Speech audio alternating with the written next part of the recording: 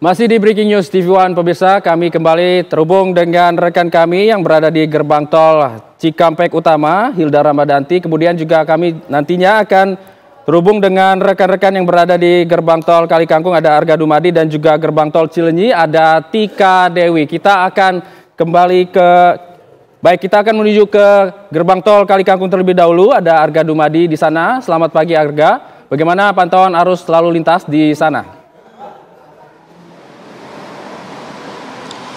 Ya, selamat pagi Jul dan pemirsa, kami kabarkan kepada Anda bahwa untuk saat ini memang terpantau volume kendaraan yang melintas di gerbang tol Kalikangkung ini sudah mulai ramai, walaupun memang arus lalu lintas ini masih terpantau lancar dan juga tidak terlihat adanya antrian kendaraan di depan gardu tol di Kalikangkung ini. Kami kabarkan kepada Anda bahwa saat ini ada 8 gardu utama, kemudian juga 4 gardu tambahan yang dioperasikan oleh pihak jasa marga, dan kemudian juga ada 11 mobile rider ini yang sudah disiapkan bila nantinya dirasa perlu digunakan untuk mengurai kepadatan di depan gerbang tol Kalikangkung ini sendiri. Dan kami kabarkan kepada Anda bahwa untuk one way nasional ini masih terus berlaku hingga saat ini dari gerbang tol Kalikangkung di KM 414 menuju ke gerbang tol Jakarta Cikampek, yaitu di KM 72. Nah, walaupun begitu juga ada one way tambahan yang diberlakukan di tol dalam kota Semarang, tepatnya adalah di KM 460, di mana ini memang sudah dijadikan satu jalur menuju ke Jakarta. Sedangkan untuk kendaraan-kendaraan yang ingin melintas untuk menuju ke arah Solo ataupun Yogyakarta, ini diimbau untuk melewati jalur arteri. Mengingat bahwa saat ini jalur arteri di sekitar Solo, Yogyakarta ini masih terpantau landai, sehingga memang diutamakan untuk tol ini adalah untuk kendaraan-kendaraan yang melintas ke arah Jakarta. Dan kami kabarkan kepada Anda, pemirsa, bahwa kemarin Kakor Lantas juga mengimbau kepada para pengendara agar beristirahat ketika dirasa perlu dan dipastikan agar mereka ini melintasi jalan tol dengan keadaan yang begitu fit, begitu supaya tidak terjadi kecelakaan ataupun hal-hal yang tidak diinginkan. Ditambah lagi memang saat ini rest area ini dibuka di kedua sisi sehingga bisa menampung lebih banyak pengendara dari arah Jawa Tengah ke Jakarta yang memang ingin beristirahat. Kalaupun memang rest area ini dirasa sudah terlalu penuh, maka diimbau para pengendara ini untuk keluar sejenak ke jalur arteri dan kemudian nanti menggunakan rest area di titik-titik jalur arteri dan bisa segera kembali lagi ke tol bila dirasa sudah fit. Kami kabarkan kepada Anda untuk di gerbang tol Kalikangkung sendiri dari pukul 6 pagi kemarin hingga 6 pagi hari ini terpantau ada 64.900 kendaraan yang melintas dari arah Semarang atau Jawa Tengah menuju ke arah Jakarta. Bila dihitung dari hari Kamis kemarin yang diperkirakan merupakan awal mula dari gelombang arus balik ini dimulai, maka total ada 130.000 kendaraan yang sudah melintas hingga pagi ini di pukul 6. Dan ini merupakan 40% dari kendaraan yang melintasi gerbang tol Kalikangkung pada periode arus mudik 2024 kemarin. Dan diperkirakan bahwa puncak dari arus balik sendiri ini akan terjadi antara pada hari ini atau hari besok. Dan oleh karena itu kemarin ketika pembukaan one way nasional di gerbang tol Kalikangkung ini sempat disampaikan juga oleh Menhub dan juga Menko PMK adanya tambahan 2 hari kerja bagi PNS, yaitu bekerja dari rumah atau work from home. Hal ini diberlakukan untuk mengurai kemungkinan terjadinya kemacetan sehingga diharapkan para ASN ini bisa menunda perjalanan mereka untuk kembali ke tempat mereka bekerja bisa dilakukan pada hari Selasa atau Rabu ketika work from home atau agenda work from home ini diberlakukan untuk para ASN.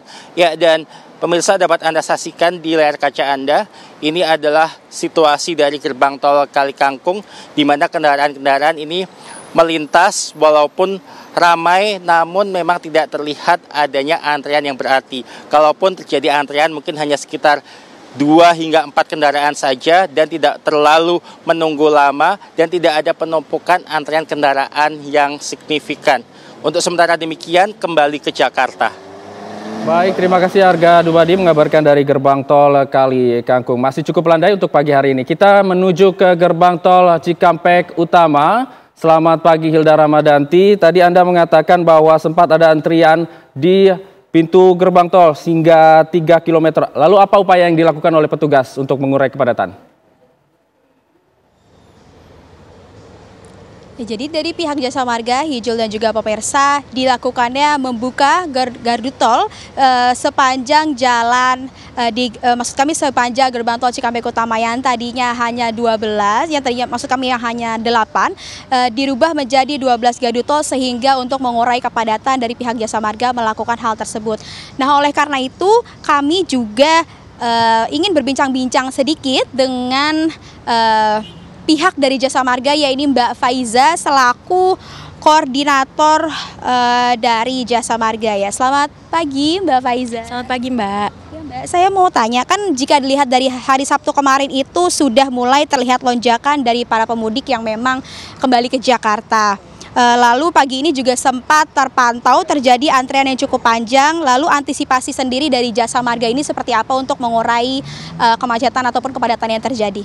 Ya Mbak, dapat kami sampaikan memang mulai dari H2 gitu ya sampai dengan H+2 kemarin, dari tanggal 10 sampai dengan 13 April kemarin ini memang kita lihat angka untuk kendaraan yang masuk ke wilayah Jabotabek ini mulai meningkat gitu ya. Yang terakhir kemarin di gerbang tol Cikampek Utama sendiri yang merupakan gerbang tol dari Trans Jawa ke arah Jabotabek gitu ya, ini meningkat sebanyak 233% dari normal gitu ya. Jumlahnya sendiri adalah 83.000 kendaraan.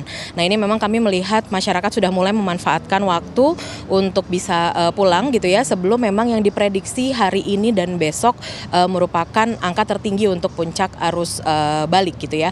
Nah, memang kita menyiapkan yang pastinya untuk di gerbang tol penambahan jumlah petugas, penambahan mobile reader untuk membantu transaksi gitu ya. Di lajur juga kami siapkan tambahan jumlah derek, tambahan jumlah rambu lalu lintas untuk membantu rekayasa lalu lintas, serta penambahan fasilitas juga di rest area, juga pengoperasionalan untuk fungsional jalan tol Jogja Solo dan jalan tol Japek 2 Selatan.